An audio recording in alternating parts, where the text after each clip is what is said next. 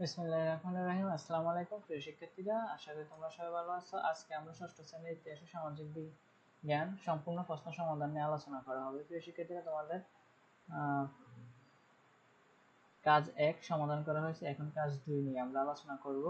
আমাদের কাজ 2 বলা হচ্ছে অতীত ও বর্তমান মানুষের জীবন ও জীবিকা একটি তুলনামূলক ছক তৈরি করার জন্য। তো আমরা অতীত এবং বর্তমান নিয়ে একটি ছক তৈরি করছি।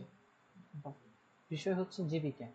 অতীতে মানুষ কিভাবে জীবিকা নির্বাহ করত? কৃষি, মৎস্য, পশুপালন, ছোট শিল্প এবং কারিগরি কাজ। আর বর্তমানে মানুষ কিভাবে করে? শিল্প, সেবা খাত, তথ্য প্রযুক্তি, বাণিজ্য, ফ্রিল্যান্সিং এবং উদ্যোক্তা। প্রযুক্তির ব্যবহার সীমিত বা কোনো প্রযুক্তির ব্যবহার ছিল না।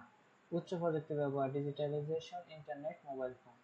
শিক্ষা, গুরুকুল, মুক্ত মাদ্রাসা ও প্রাথমিক বিদ্যালয় ছিল, আর এখন স্কুল, কলেজ, বিদ্যালয়, অনলাইন শিক্ষা প্ল্যাটফর্ম। অতীত স্বাস্থ্যসেবা অতীত ছিল প্রাকৃতিক চিকিৎসা, কবিরাজ এবং লোকজ চিকিৎসা।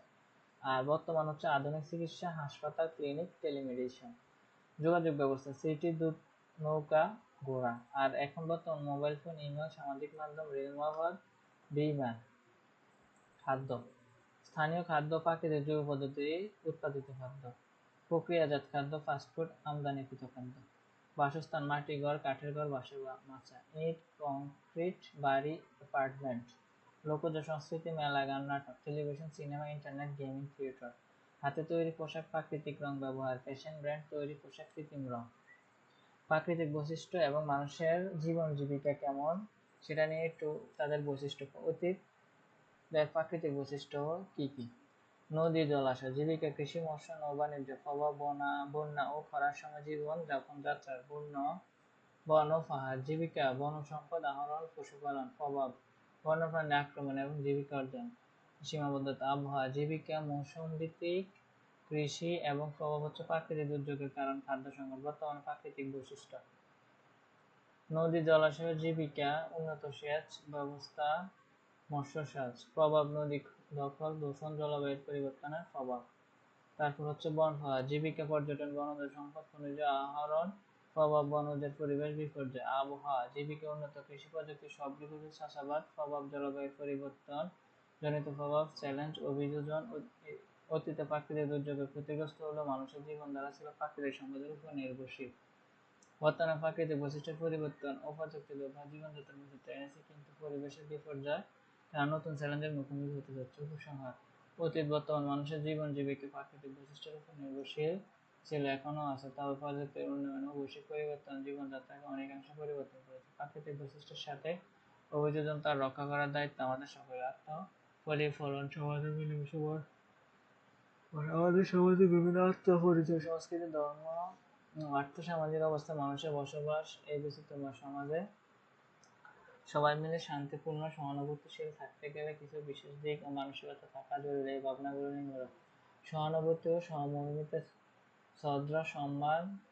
তারপর হচ্ছে পরস্পর থেকে শেখা, যোগাযোগ ও আলোচনা, সহযোগিতা, সমর্থন।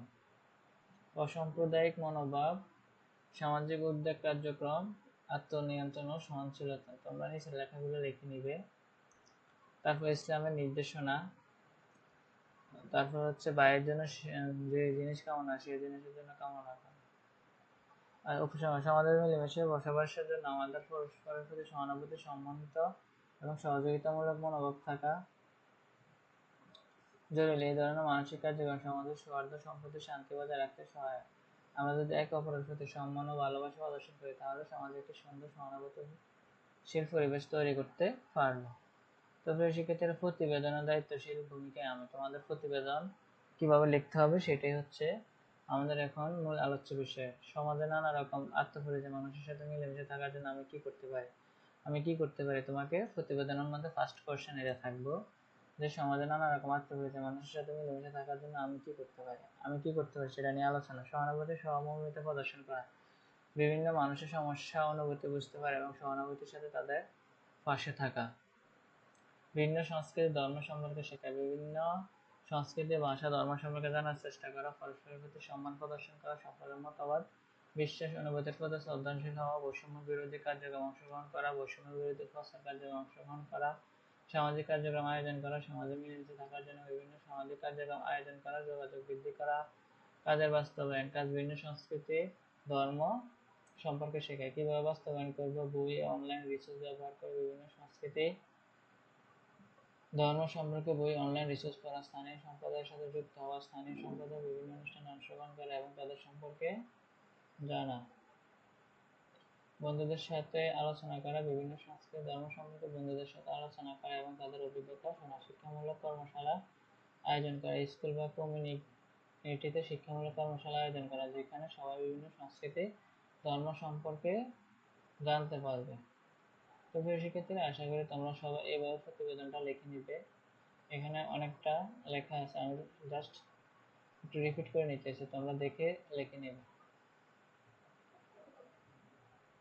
আশা করি তোমরা তোমাদের ষষ্ঠ শ্রেণীর তোমাদের যে যে কাজগুলো ছিল সব কাজগুলো এখানে সম্পূর্ণ সমাধান হয়েছে। তোমাদের কাজ 1, কাজ 2, এখন একটা প্রতিবেদন ছিল।